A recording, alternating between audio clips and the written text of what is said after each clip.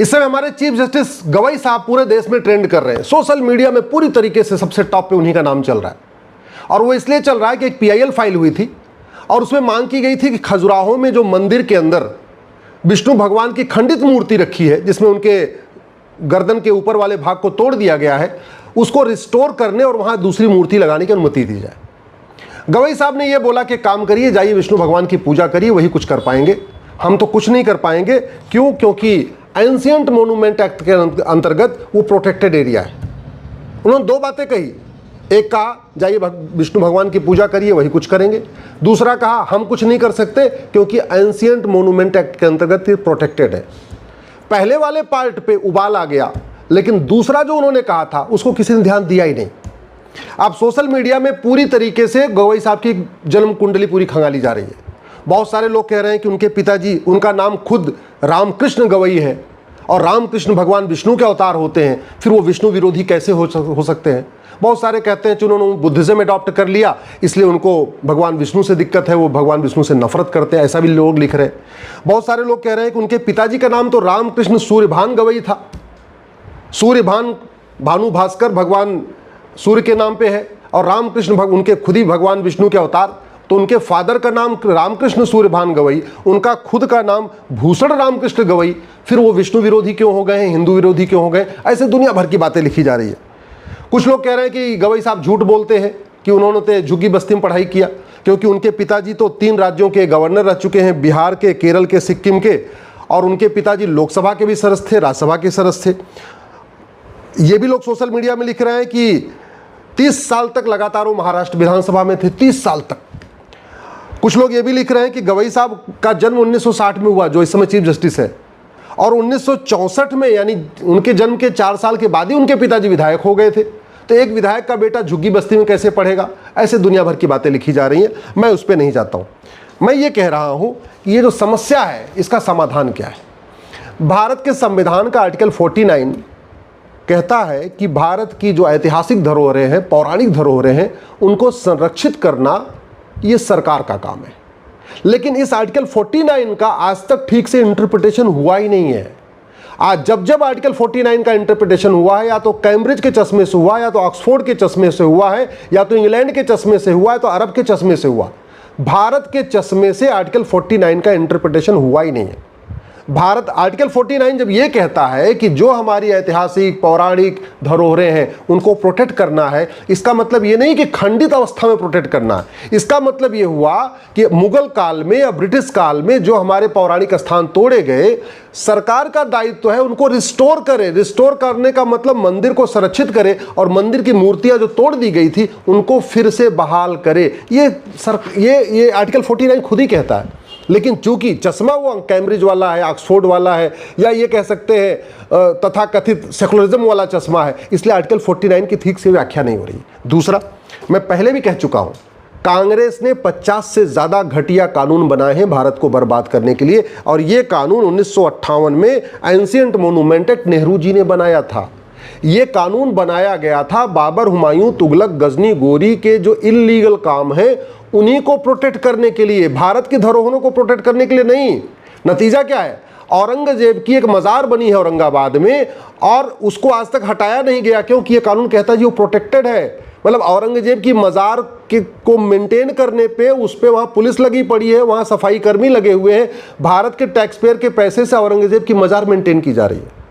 भारत के tax payer के पैसे से बहुत सारे वहशी दरिंदों की मजार दरगाह प्रोटेक्ट की जा रही है। कायदे से उनका नामो निशान मिटा देना चाहिए था।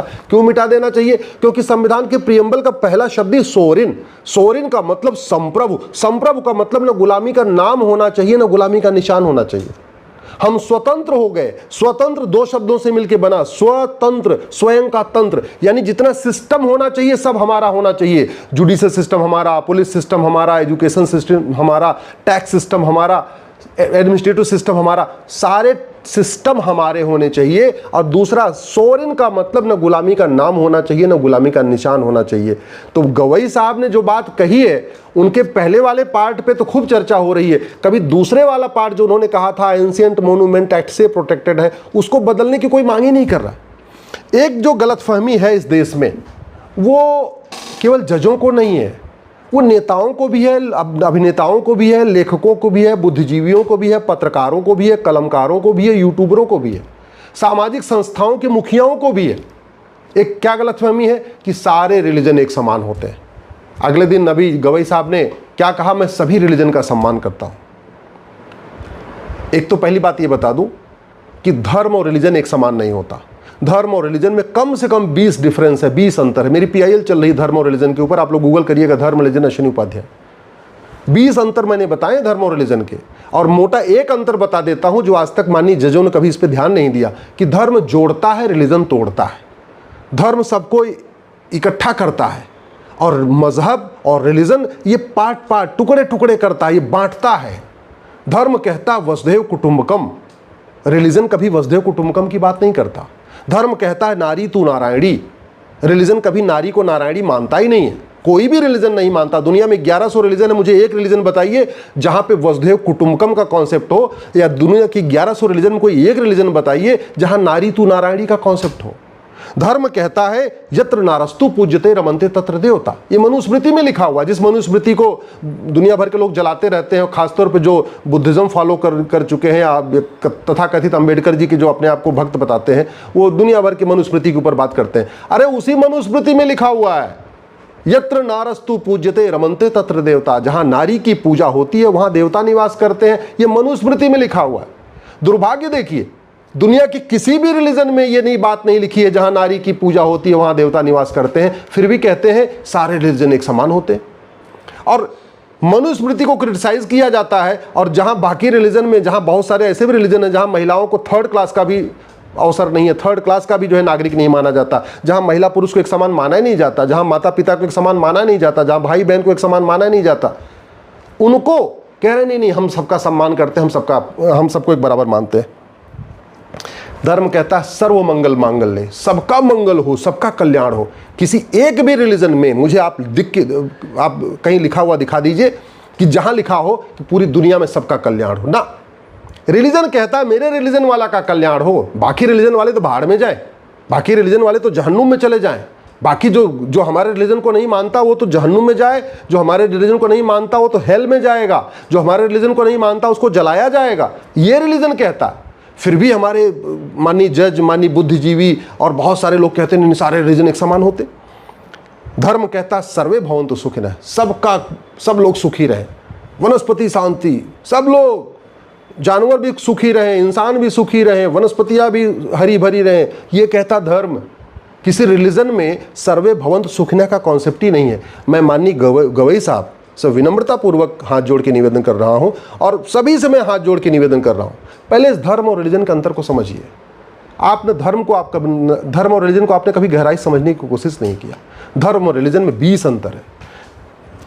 इस देश में एक बहुत बड़ी गलतफहमी चल रही है कि वेद पुराण एक समान, वेद पुराण बाइबल कुरान एक समान है। और ये कौन लोग कह रहे हैं जिन्होंने न कभी वेद पढ़ा, न पुराण पढ़ा, न बाइबल पढ़ा, न कुरान पढ़ा, फिर भी कह रहे हैं वेद पुराण बाइबल कुरान एक समान है। मैं तो कह रहा हूँ अगर ट्रायल करना है तो अपने नाती पोते को, एक नाती पोते को वेद पुराण पढ़ा दीजिए और एक नाती पोते को बाइबल कुरान पढ़ा दीजिए। आपको 5 साल के बाद अंतर समझ में आ जाएगा कि वेद पुराण बाइबल कुरान एक समान नहीं होता। अगर आपको वास्तव में समझना है, बहुत सारे लोग कहते हैं सारे रिलीजन समान होते हैं, इसका मतलब गीता, उपनिषद और रामायण और हदीस एक समान हो गई। आपको ट्रायल करना है तो किसी अपने एक बच्चे को गीता उपनिषद पढ़ाइए और किसी एक बच्चे को हदीस पढ़ाइए। देखिए 5 साल के बाद आपको समझ में आ जाएगा आपके घर में क्या हो रहा है। अपने आप खुद ही ट्रायल करिए, कुछ हमें कहने की ज़रूरत नहीं है, आप खुद ही ट्रायल कर लीजिए। बहुत सारे लोग कहते हैं कि नहीं सारे स्कूल एक समान होते हैं, गुरुकुल, मदरसा, मिशनरी स्कूल एक समान है। तो एक काम करिए, अपने किसी एक नाती पोते को गुरुकुल भेज दीजिए, एक नाती पोते को कुछ दिन के लिए मदरसा भेज दीजिए, और एक नाती पोते को किसी मिशनरी कॉन्वेंट स्कूल में भेज दीजिए। और 5 साल के बाद आप खुद ही घर में समझ में आ जाएगा कि आपको, फिर आप कहेंगे नहीं, गुरुकुल, मदरसा, मिशनरी स्कूल एक समान नहीं होता। आप 5 साल के बाद खुद ही कहेंगे कि बाइबल, कुरान, वेद, पुराण एक समान नहीं होता। आप 5 साल के बाद खुद ही कहेंगे कि वेद, उपनिषद और हदीस एक समान नहीं होता। लेकिन ये अभी आप इसलिए कह रहे हैं कि आपने न इधर पढ़ा, न उधर पढ़ा, न इसको देखा, न उसको देखा, न उसको जाना, न उसको जाना। हाँ, एक आप बहुत बढ़िया ऐसी स्थान पे बैठे हैं जहाँ एकदम सुरक्षा है, कोई दिक्कत नहीं है, और फिर इसलिए आपको वहाँ लगता है सब एक समान है। पढ़ा आपने कुछ नहीं। बहुत सारे ऐसे लोग कहते हैं कि सारे रिलीजन एक समान, अगर सारे रिलीजन एक समान का मतलब कि जो जैनिज्म में सिखाया जाता है, जो बुद्धिज्म में सिखाया जाता है, जो सिखिज्म में सिखाया जाता है, वही इस्लाम और क्रिश्चियनिटी में सिखाया जाता है। अगर ऐसा है तो जैन अलगाववादी क्यों, जैन में कोई आतंकवादी क्यों नहीं पैदा होता? बुद्धिज्म फॉलो करने वाला कोई आतंकवादी क्यों नहीं पैदा होता? ये आपको सोचना पड़ेगा, आपको खुद ही समझना पड़ेगा। बहुत सारे लोग कहते हैं मंदिर मस्जिद चर्च एक समान है। अरे भैया, मंदिर मस्जिद चर्च एक समान नहीं होता। मस्जिद में कहा जाता है कि हमारा टारगेट है पूरी दुनिया इस्लाम को फॉलो करे। चर्च में कहा जाता है कि पूरा दुनिया क्रिश्चियनिटी को फॉलो करे। और मंदिर में कहा जाता है पूरी दुनिया इंसानियत को फॉलो करे। मंदिर में कभी ये नहीं कहा जाता कि पूरी दुनिया को कन्वर्ट करके हिंदू बना लो। तो आप अगर ये कह रहे हैं कि मंदिर मस्जिद और चर्च एक समान है, तो कहीं ना कहीं आपकी ज्ञान में कुछ कमी है, आपने पूरे कॉन्सेप्ट को समझा ही नहीं। मैं आशा करता हूँ कि ये वीडियो हमारे सारे बुद्धिजीवी सुनेंगे, पढ़ेंगे। मैं आपसे आग्रह कर रहा हूँ, इस वीडियो को अपने जानने वाले सभी नेताओं, अभिनेताओं, लेखकों, बुद्धिजीवियों को भेजिए, पत्रकारों, कलमकारों को भेजिए। खासतौर पर अगर आपके जानने वाले कोई जज हैं तो उनको ज़रूर भेजिए। लेकिन इस पर चर्चा होनी चाहिए कि क्या वास्तव में वेद पुराण, बाइबल, कुरान एक समान है? क्या गुरुकुल मदरसा और मिशनरी स्कूल एक समान है? क्या वास्तव में जैनिज्म, बुद्धिज्म और इस्लाम और क्रिश्चियनिटी एक समान है? क्या वास्तव में गीता, उपनिषद, हदीस एक समान है? अब समय आ गया है इसके ऊपर गंभीरता के साथ चर्चा हो, क्योंकि जो हमारे शीर्ष स्तर पे बैठे हुए हैं, हाई कोर्ट के जज, सुप्रीम कोर्ट के जज, बहुत सारे सांसद, विधायक, मंत्री, ये कहीं ना कहीं गलतफहमी के शिकार हैं। उनकी गलतफहमी ये जो है बहुत नुकसानदायक होगी। ये गलतफहमी पंडित नंदराम टिक्कू को थी, जो अफगानिस्तान के प्रधानमंत्री थे। यही गलतफहमी राजा हरि सिंह को थी, जो बाद में पंजाब के 2 टुकड़े हो गए। यही गलतफहमी बंगाल के राजा को भी थी। बंगाल के 2 टुकड़े हुए, एक बांग्लादेश बना, एक पश्चिम बंगाल, ये हमारा एक पूर्वी पश्चिम बंगाल बना हुआ है। ये गलती राजा हरि सिंह को भी थी। देश में बहुत सारे हमारे पूर्वजों को ये गलती थी और उस गलती का हमने परिणाम भुगता है। और ये गलती आज भी बनी हुई है कि सारे रिलीजन एक समान होते हैं, सारी किताबें एक समान होती हैं, सारे ग्रंथ एक समान होते हैं, सारे स्कूल एक समान होते हैं। ये गलतफहमी को ठीक करना बहुत